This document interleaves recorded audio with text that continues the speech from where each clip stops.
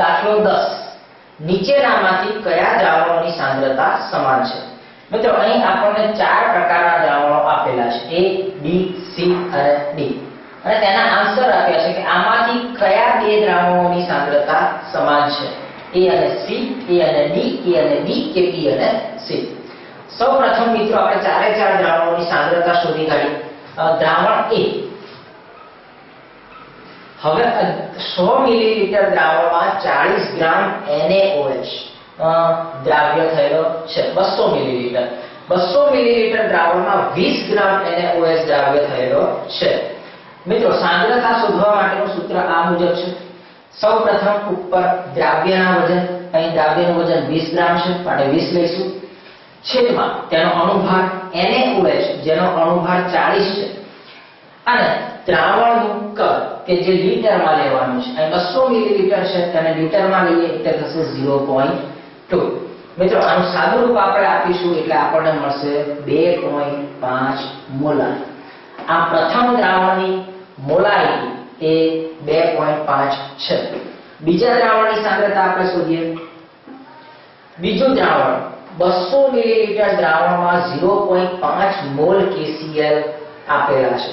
મિત્રો આ દાખલો એકદમ સરળ છે, ધ્યાનથી જોવા જેવો છે. ત્રણેયમાં આપણે જુઓ તો દ્રાવ્યનું વજન ગ્રામમાં આપેલું છે અને અહીંયા મોલમાં આપેલું છે. બસ આટલો ફરક છે, જેના કારણે ભૂલ થવાની શક્યતા રહેલી છે. આપણે અહીં દ્રાવ્યના ગ્રામ લઈએ છીએ પરંતુ મોલ તો ઓલરેડી આપી દીધેલા છે. હવે દ્રાવ્યના ગ્રામ અને તેનો અણુભાર એના બરાબર મોલ થાય, એટલે અહીં આપણે મોલ પ્રતિ લીટર એટલે કે ઉપર દ્રાવ્યના મોલ અને નીચે દ્રાવણનું કદ લીટરમાં લેવું પડશે. અણુભાર લેવાની જરૂર નથી કેમ કે મોલમાં જ અણુભાર આવી ગયો છે. માટે દ્રાવ્યના મોલ 0.5 અને છેદમાં તેનું કદ 200 મિલીલીટર છે તેના બદલે આપણે લખીશું 0.2 લીટર. મિત્રો જેનો ભાગાકાર કરીશું એટલે આપણને મળશે 2.5 મોલાર. તો ઓલરેડી A અને B બેની સાંદ્રતા સમાન છે તે અહીં આવી ગયું છે. એટલે આમ જોઈએ તો આપણો આન્સર C સાચો છે. છતાં આપણે અહીં C અને D બંને આપણે જોઈ લઈએ. ત્રીજું ઉદાહરણ C, જેમાં 40 ગ્રામ NaOH છે માટે મોલારિટી માટે ઉપર દ્રાવ્યનું વજન છેદમાં NaOH નો અણુભાર પણ 40 થશે અને 100 મિલીલીટર હોવાથી આપણે લઈશું 0.1 એટલે આપણને 10 મોલર સાંદ્રતા મળે. અને છેલ્લું ઉદાહરણ જોઈએ D, જેમાં 20 ગ્રામ KOH આપણને આપેલું છે. આથી સાંદ્રતા થશે ઉપર દ્રાવ્યનું વજન 20 ગ્રામ છેદમાં KOH નો અણુભાર, પોટેશિયમનો પરમાણુ ભાર 39 અને KOH માં હાઇડ્રોજનનો 1 એટલે 40 અને ઓક્સિજનના 16 એટલે અણુભાર થશે 56 ગુણ્યા 200 મિલીલીટર દ્રાવણ છે માટે 0.2.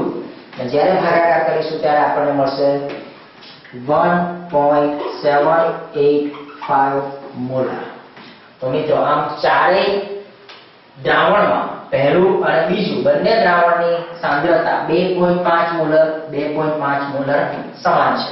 એટલે કે A અને B આ બે દ્રાવણની સાંદ્રતા સમાન છે. એટલે કે જવાબ C, વિકલ્પ C એ સાચો ઉત્તર છે. દાખલો 11 કેટલા mall magnesium phosphate 0.25 mall oxygen પરમાણુ ધરાવતો હશે?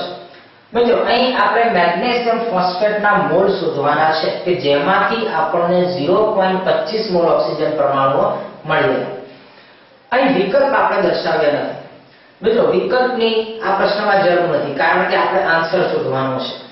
જ્યારે તમે પણ એક્ઝામ આપતા હો ત્યારે વિકલ્પ તરફ શક્ય હોય તો નજર કરશો નહીં. પહેલા દાખલાનો જવાબ ગણી નાખજો અને ત્યારબાદ જવાબના આધારે વિકલ્પમાંથી સાચો જવાબ નક્કી કરવાનો પ્રયત્ન કરજો. જો પહેલેથી તમે વિકલ્પ જોઈ લેશો તો તમે એ વિકલ્પ પ્રમાણે તમારો ઉત્તર લાવવાનો પ્રયત્ન કરશો, જેના કારણે તમારો જવાબ પણ ખોટો પડી શકે છે. એટલે જ્યાં જરૂર ન હોય ત્યાં આપણે પણ દાખલામાં વિકલ્પો દર્શાવીશું નહીં. આપણું કામ માત્ર સાચો જવાબ શોધવાનું છે. અચ્છા, અહીં જોઈએ આપણે તો મેગ્નેશિયમ ફોસ્ફેટના એક અણુમાં 4 દુ 8 ઓક્સિજન પરમાણુ આવેલા છે. જેનો અર્થ એમ કહી શકાય કે 8 મોલ ઓક્સિજન પરમાણુ માટે 1 મોલ મેગ્નેશિયમ ફોસ્ફેટની જરૂર છે. એટલે આવું પદ આપણે મૂકી શકીએ 8 મોલ ઓક્સિજન પરમાણુ બરાબર 1 mall Mg3PO4 twice magnesium phosphate. તો આપણને 0.25 મોલ ઓક્સિજન પરમાણુ એ કેટલા મોલ મેગ્નેશિયમ ફોસ્ફેટ માંથી મળશે?